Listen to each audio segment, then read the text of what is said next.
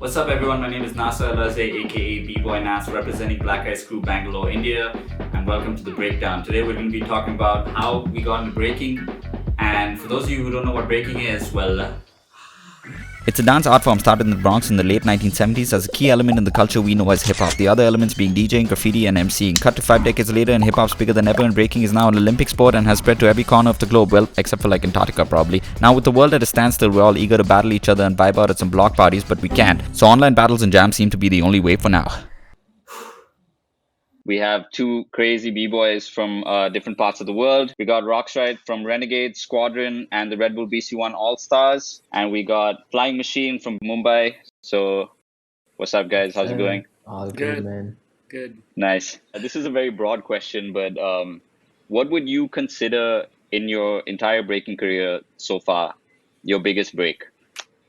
Whoa, that's a good Yeah, one. it's a yeah, it's I mean, I think there's different breaks you go through. I think for me, breaking for as long as I've been breaking, um, you go through different moments that have created or changed the way that you view things or the way you do things and the way you live this.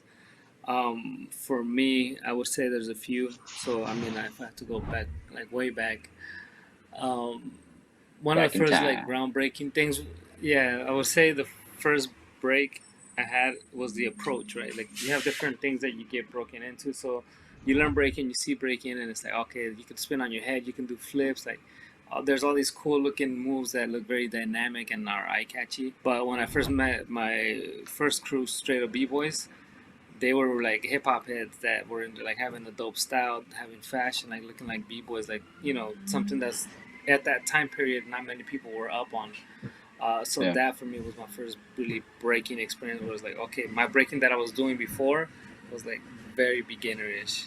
Now I get to incorporate the whole dance now, and they kind of broke that whole mentality of just doing power to making it about having a style within your dance and yeah, incorporating all the dynamics that breaking has. That was the first break when I realized that breaking is much more than just spinning. And throughout time, just staying consistent and doing all my stuff. But I think the other one would be BC1 as well, um, because at the age that I did it at was at 29, and at that time everybody that had one BC1 was under 25, I believe, or even under like 24. They were younger. So to have somebody come in at 29 years old and win something like BC1 was for me a breaking point because it made me believe that it's up to me to really like yeah, stay on top of my craft, Exactly. which in many ways it shows the world that okay, it's on you what you want to do with your craft. Like how high do you want to push yourself to what level you want to get to. yeah. That's true. That's nice. That's cool. Flying Machine. What about you? For Your me, it's like biggest. I think breaking itself is a big thing because before I started breaking, I was 11 or 12 years old, and I didn't really have a way to go in life. Like I was not good in studies, and where I live is like it's not so safe. Growing up, seeing people like doing drugs and stuff like in front of my house and stuff, it's like it was really bad influence. But breaking itself, when I got into breaking, I had a purpose, like to live. It's like I can do something in my life, and I don't want to be on the same road that these guys Yeah, were doing in my hood. So yeah, I think breaking itself, getting into breaking, it's like one of the gateway. And then getting work from this, like this dance form, it really helped me like build confidence that I can do something with this in my life. And not just like it, like at a moment I realized that I can do it forever because I felt that love and that connection with breaking. It actually helped me broaden my spectrum of life because it gave me a good lifestyle, like to dress good and present myself good. It taught me English. It's yeah, hip hop. Like I didn't know English, I didn't know English, but as soon as I like watch interviews, I started watching interviews and music. It helped me grow as a person. And I think BC1 would be one of the like major thing that happened in my life, because I was 17 when I won the first Red Bull BC1. It was 2015, and Before this, I never saw, like, in my whole family, we never been in a flight, so I was the first guy who got the flight ticket to South Korea, and I saw all the b-boys over there going crazy. So it was an eye opener for me, like, that, wow, like, this world is amazing, and it Yeah. kind of made me believe that you can do everything with this. After that, 2 years later, I was the face of this b-boy fabulous edition of Puma. So it was a really great thing because I was always surrounded by graffiti artists and MCs. So the event that they flew me, it was Soul DXP, and it is like the biggest Yeah. festival for street fashion. In And Dubai. so that was one of the greatest Yeah. opportunity that I got, and it helped me develop more skills. And obviously, this Red Bull BC1 World Finals, I always used to, like, watch Robin, and Yeah. I'm actually 22 years old, and he's breaking from 27 years, So it was a really great thing because this guy has so much experience, and battling him and also representing India at such a Yeah. big level competition, it was like a eye opener for me. Yeah, that's dope. Yeah, I think at some point in every b-boy's life, I think one of their big breaks would be the first time they get like to travel, Flight. like a Yeah, sponsored travel. yeah, Yeah, and then from there on, there's so many experiences you learn from that, which is crazy. And yeah, Flying Machine and then Roxrite, you guys have both won BC1 like a bunch of times. So yeah, yeah, that was cool. Now going to something a little bit more on the downside. What was like the biggest hurdle that you ever have experienced, either physically or mentally, in your breaking career? I think you go through many different hurdles. For me, it was I think the hardest one. I would say getting my parents to understand that I was taking this to a more serious level. It's a struggle in a way because it's having to confront the way that you were raised, Yeah, your family traditions. They're kind of still stuck in old ways, still at that point in my life, and they're having to kind of shut down a dream of mine because of their own fears. You know, yeah, having to face that in a way was really, it sucked, but eventually I had to keep showing them that there was more to this than what the negative views they had on what I was doing for so long. So that's in itself was like getting the approval of them eventually yeah, was, I think that was something that I was faced because breaking, being an immigrant and breaking, immigrants don't migrate to America to do dance yeah, for a living. yeah, They get brought here to get an education and then graduate and get these career jobs and do the same things that they've been doing for generations. So to step out of that lineage and break through into something that's totally unique to the world, that in itself is, you go through so many different struggles internally, emotionally. Um, yeah, just you're kind of going against the grain of what you're yeah, raised to believe in, and that in itself is just a very big obstacle. And I think that was one of the ones that I felt like I struggled with the most growing up. And till now, it's like obviously it's changed, but yeah, sometimes even you're still kind of like, oh damn, like they still don't get it. yeah. You just go back in the yeah. memory lane. Yeah, no, we Yeah. definitely feel you on that one as like Indian b-boys for sure. We go Yeah, through. I don't speak for all of us, but we do go through similar things. I've always had people say like Mexican friends also who say like, oh yeah, Mexican parents, Indian parents, it's pretty much the same. It's like yeah, um, yeah. yeah. Flying Machine. What about you? Yeah, what is like the biggest hurdle that you had to overcome in your breaking career?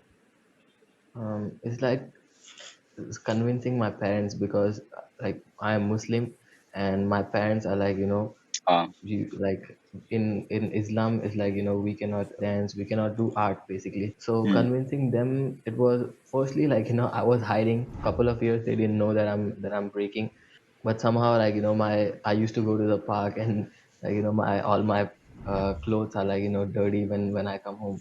So, like, convincing them, it was very difficult, and making them believe that I can do something with this in my life, it was really Yeah, difficult because their state of mind is like study, get a job, and just follow what is happening in our surrounding.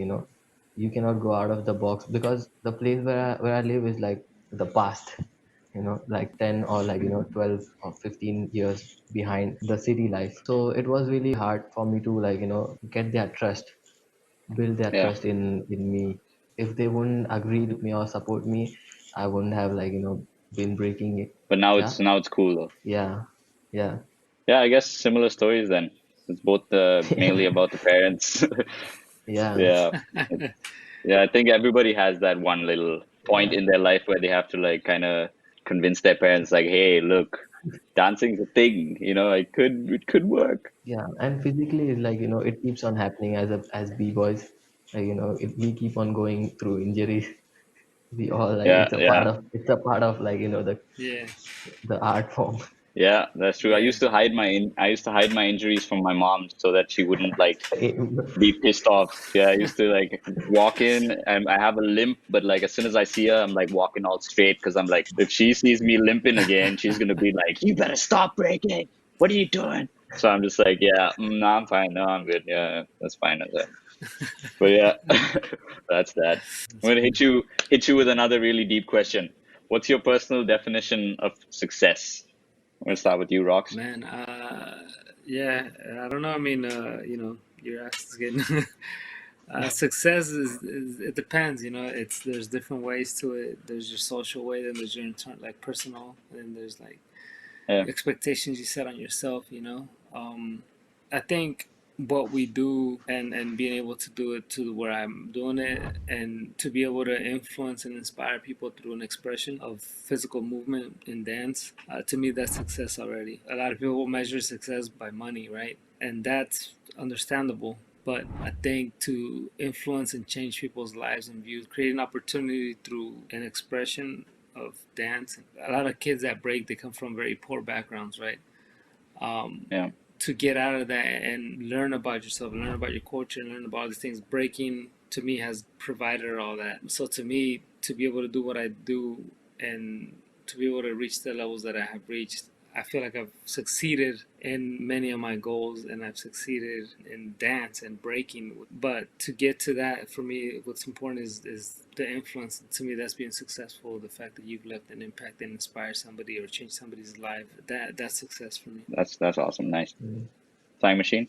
I'll say I'll be successful when like breaking is adopted in our educational system, because I think breaking is so like it's so pure that it should be learned like in the school. It helps us know a lot about ourselves, you know, our behavior and stuff, and also like develop some good habits and even physically. Yeah, So the biggest success for me is like if because of me the Indian educational system adopts breaking, and when I'll be able to take care of my family, that'll be a success for me, and influence basically people who are like me, who grew up in like like a middle class surrounding, and to give them like a purpose, like a purpose of living, like helping them believe in themselves. yeah, that's awesome.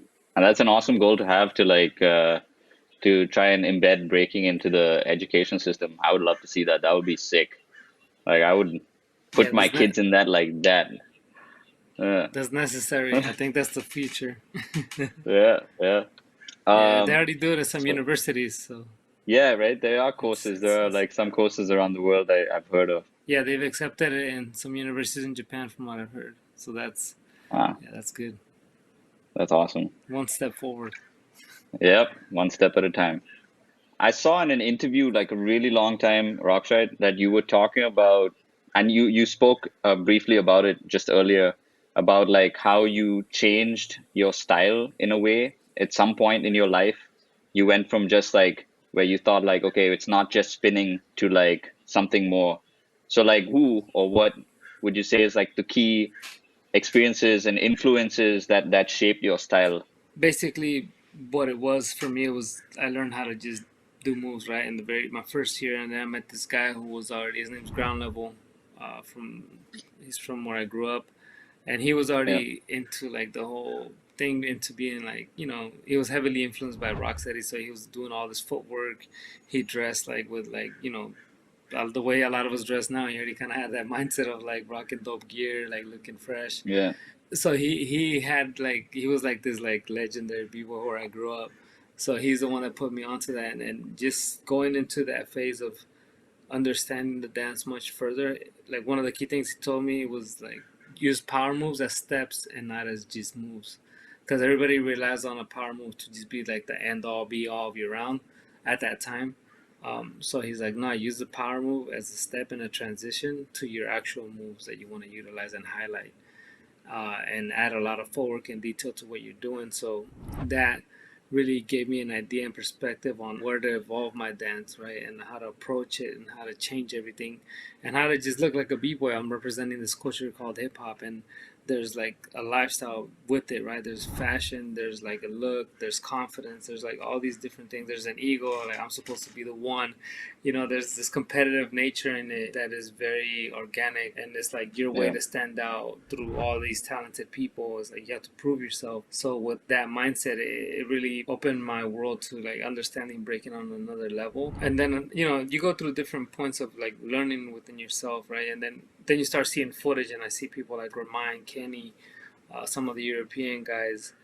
I see like Wicked, the Renegades. I see all this crazy evolution of breaking from watching like Beat Street and all that to actually watching like Yeah. more of what was going on at that time than in like the mid '90s. Then that really, watching people like Remind and them really inspired me to like change my approach in terms of creating more creative movement, like finding your own transition, finding your own freezes, and obviously like Yeah. being influenced by them. You kind of imitate them when you're young, but then eventually you start to mold yourself, and create your own look, your own way and approach. And I think those are people that really influenced me. But throughout time, what's helped me try to stay consistent or stay relevant is accepting, like being honest with yourself that there's always going to be new talent coming up, and it's okay to be inspired by young people too.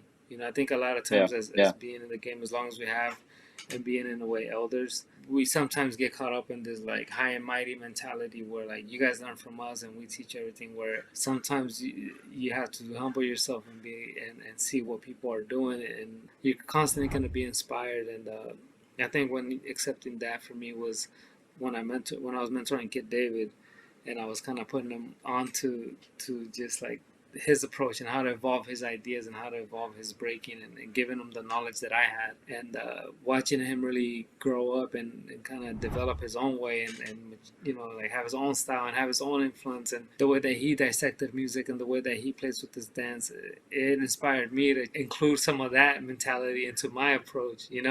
So Yeah. that in itself, that's how you get inspired, and you stay inspired and you stay on top of your game, and it keeps you in a point where like you're honest with yourself. You're never like the best because you're always going to be learning. So yeah, those were all the things that really helped me, I think, and continue to help me stay on top of my game, and just to stay in love with the dance and stay Yeah.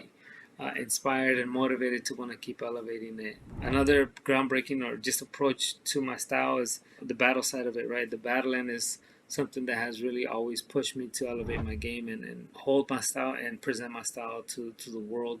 I learned how to really let myself go and show my levels in these moments. But when I started competing, I didn't know how to do that. So it wasn't until I had lost in the first round of a battle that everybody thought I would win, because I beat everybody in ciphers. But in the contest, I lost in the first round, and I battled after. And my mentor's mentor, his name's Shaw, he was like, "Yo, how come you're not doing any of what you're doing right here in the cipher in the contest?" That's what really like kind of like gave me perspective as to how to be me on a competition realm. Yeah. And we've definitely seen like a huge change, and like I mean, every year you come out with like new stuff, and it's just like, wow, whoa, it's pretty dope.